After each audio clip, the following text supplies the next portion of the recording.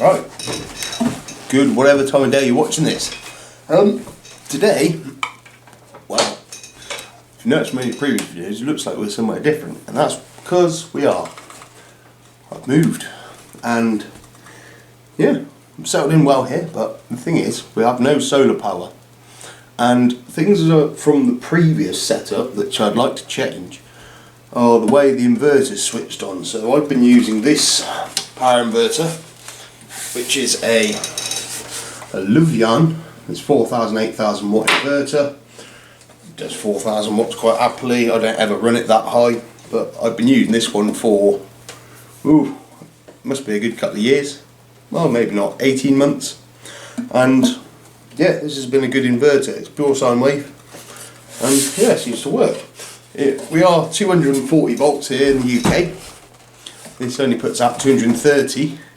I mean, some things like kettles don't heat as quickly as they would, but it is what it is. So this is the beginning of the video of installing the solar system again.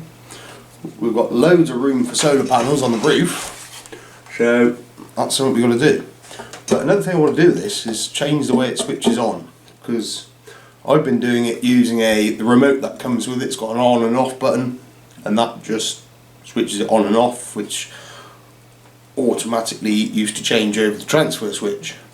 Well, you know, you keep using the transfer switch, but I want to utilise the on-off button on the front of the inverter here and actually wire that into the voltage control unit.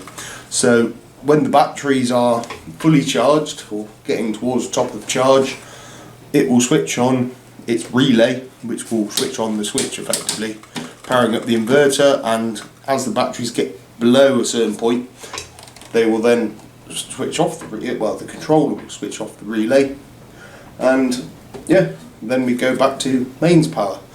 So all we've got to do for this, as far as I can see, is undo a few screws on the end, and then we'll have access to the back of the power switch. And I'm just going to run a couple of wires out the side on a good length, so I can put the control box wherever I please. So only got to connect to the basically to the power input side of the inverter here, so it's not got to be far away to do the job. So let's take the end off and have a look inside. Right, so there's only a few screws to undo here. We've got 1, 2, 3, 4. Probably these ones as well. We'll take them out and have a look. But yeah, it should hopefully automate the system. I mean, I don't actually have to look after it myself and switch it on and off when the power's low. Also, I could have wired up at the previous place, but I never got round to it. So it's one of them. So those two, those two definitely need to come out. So yeah, same on this side. Yeah, it really expands our potential by having a bit more solar energy available, which means I can probably get another 4 to 8 panels on the roof here, which is going to probably overdo what my battery pack can actually take in a day. But that's not the point. It's on a hot day. If I want to use my clothes dryer, then so be it. I can use the clothes dryer off the solar system. That's the idea. Meaning that's the only thing that I didn't ever really plug into this inverter. I tried it once on a really good sunny day, but the actual panels weren't producing enough energy to fully power the clothes dryer. So it's going to be a little bit harder than I first thought. So now we're looking inside. We've actually got a circuit board, so if we come here, I'll show you. So yeah, the switch is on the back of this board. So how have they assembled that? They've actually soldered the switch in. Put the switch through and soldered it in. Bit of a pain, but it's still not impossible, because the two terminals we want are effectively that one with the red wire on it already, and believe it or not, sorry, I think it's this red and black wire, because that over there is the remote control module. So that makes life a lot easier. So all I've got to do is tack into these two wires. I'm pretty sure that's how it works anyway. it's good to note that all the plugs are wired with red wire. The earth pins are just bent over, as you do. Yeah, so here's what it is. It's the inside of the inverter. Probably can't see a lot in there. You probably actually see more than I can. Lots of transformers and lots of transistors straying down that side. Tons of them and tons of them there. This is the second one of these inverters I've actually bought, the Levan Power or whatever they are, because the first one lasted brilliantly. I had it for years. It was only a 2000 watt inverter, and well, it's one of them. I needed more power and I wanted to go 24 volts. It's a good chance if I go to lithium iron phosphate batteries, I'll be going to another inverter again. So I'm going to get some tools out and we're going to get the meter out and check these two wires first and see what's going on. Right, so what I need to do to be able to check this is I'm going to get my meter, set it to continuity.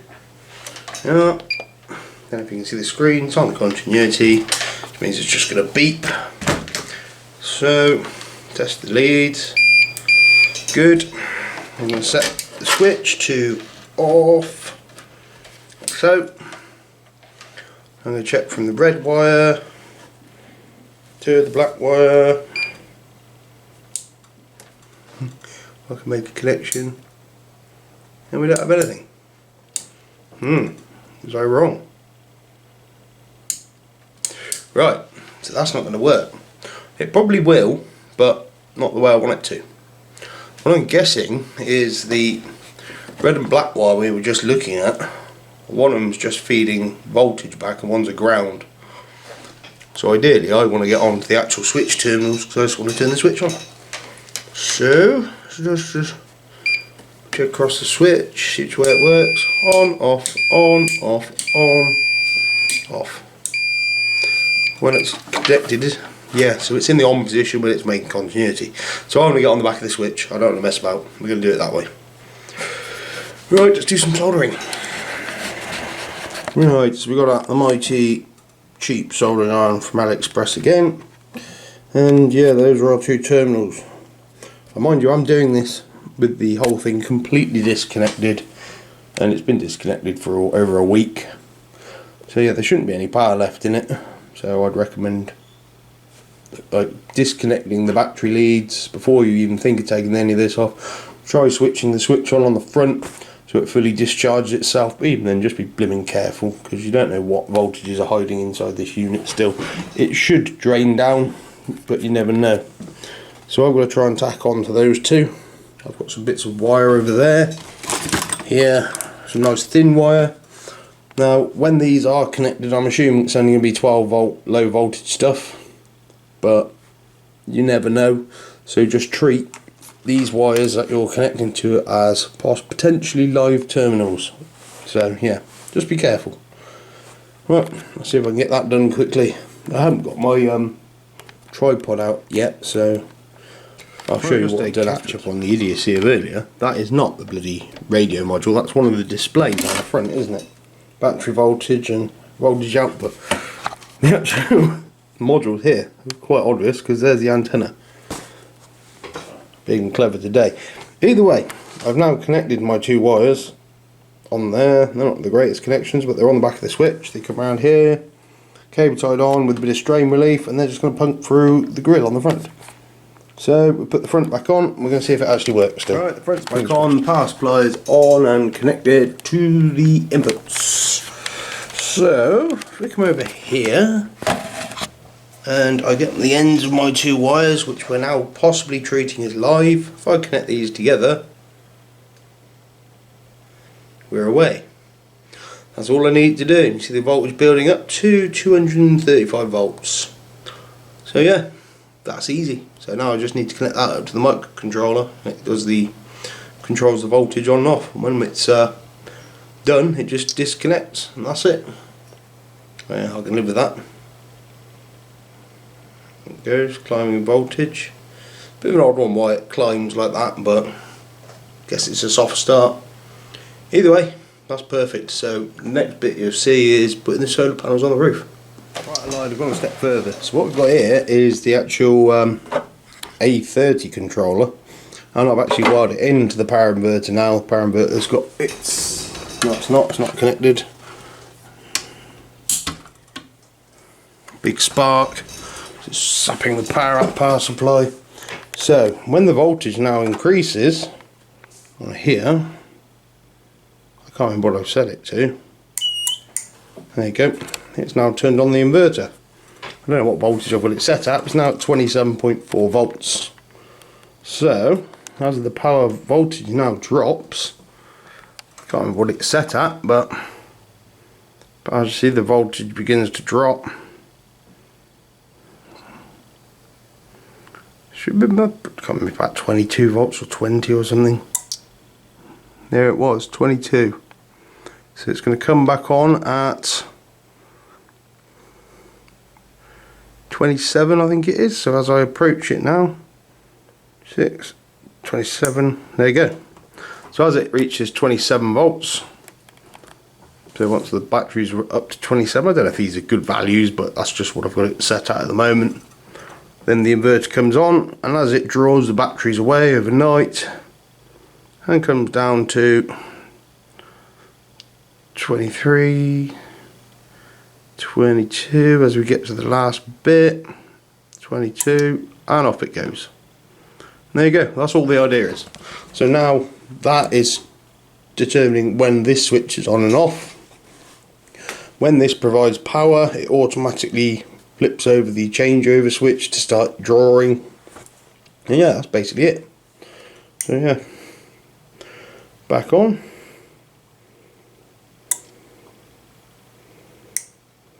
I was wondering why the voltage output display didn't come on then. Yes, but it works, it'll do, and that's how it works. So yeah, back to putting panels on the roof, which may not happen today because it's looking a bit... It's not too bad today out there, looking alright. So, but I'm waiting for some friends to come. There are the panels, waiting to go on the roof, and yeah, there we go. So that's it for today. Next bit you'll see is another day, probably a week. Right, we're a little bit further on than I thought we would be. Maybe even at the point of it being 5 to 6 weeks on. I'm now here in a converted shipping container. This is where I'm currently living, and yeah, so we've moved. Solar panels got took down, moved to here. The solar setup was transferred, so behind all the case of beer and the batteries, so it's the same battery setup.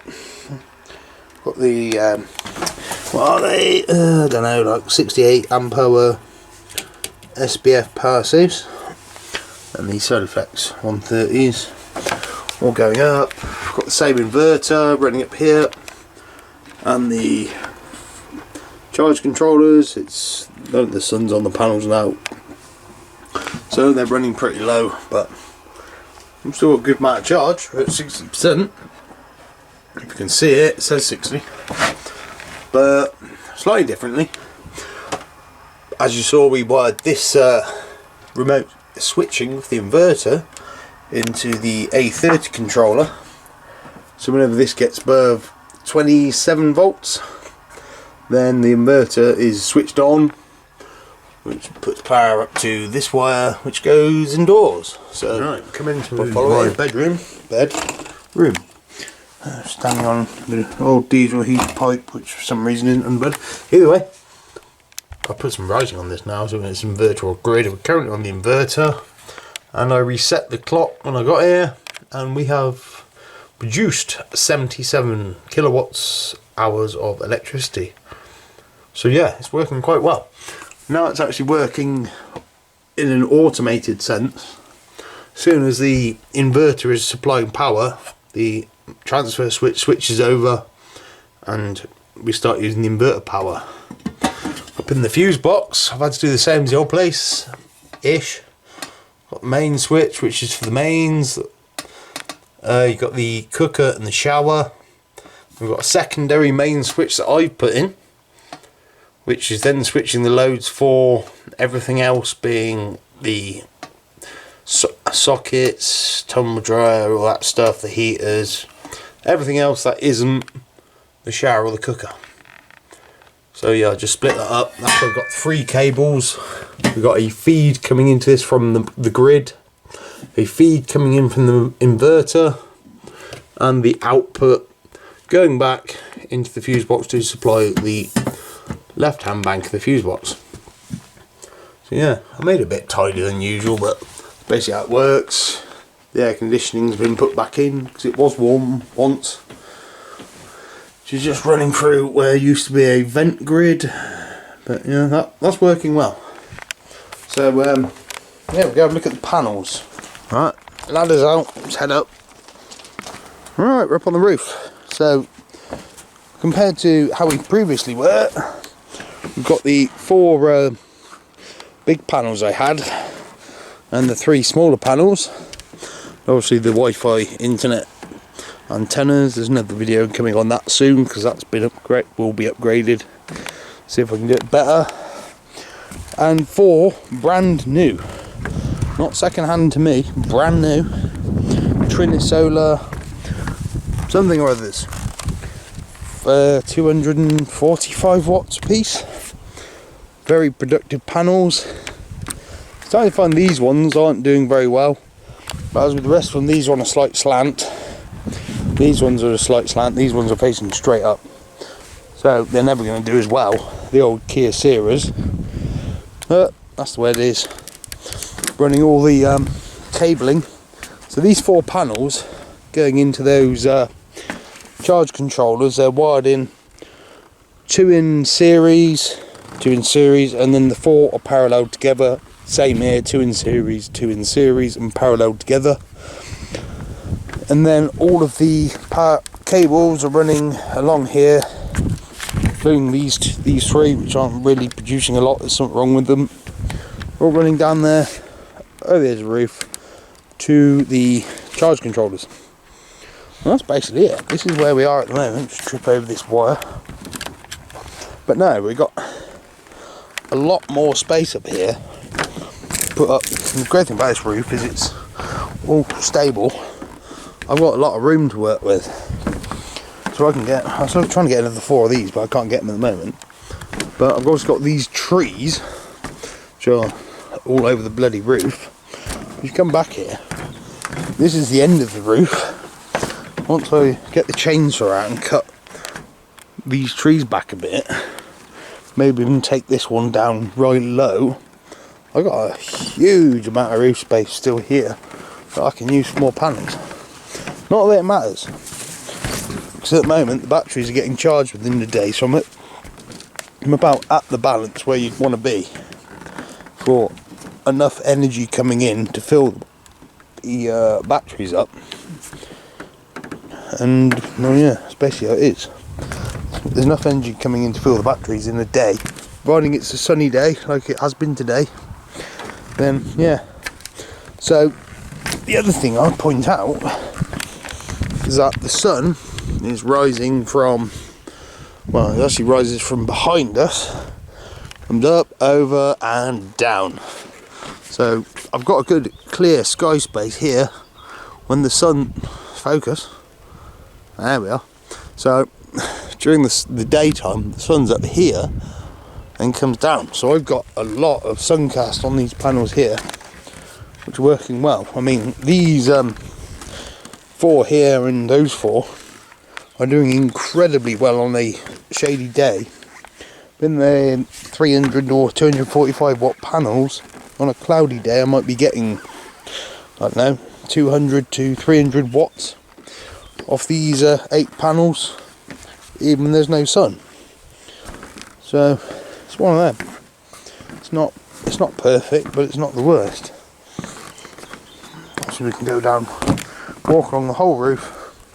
This is what's great, it's all ply lined, and yeah, it's literally a shipping container that's been converted into living area, and a veranda they built on the outside. Could I have asked for anything better? Well, that's the end of this update. Hoping to get some more solar panels and maybe some more actual stuff to make a video on as I say, I've got some more aerials coming. I want to get I could do with my tripod back. That's currently being my antenna stand, and I've got no way around it. But these two could be history soon. They're pointing towards the trees, but in reality 5 miles in that direction is the antenna these are connected to. It's not greatly fast, but it's, if you've got your mobile phone here, you've got 1 bar or no bar signal. But either way, I am completely out of the way. I've got a field here, horses, and that's about it. So yeah, it's an interesting place to be. So that's basically the end of this video. Bit of a long one. I don't know how long it is now, because it's been absolutely weeks since I started the video. I can't remember how it started. It was I don't remember. Did I film taking the panels down? I don't know. You'll find out. Well, you already know by this point. But hopefully we'll have a bit more of an update soon. Thank you for watching. Cheers.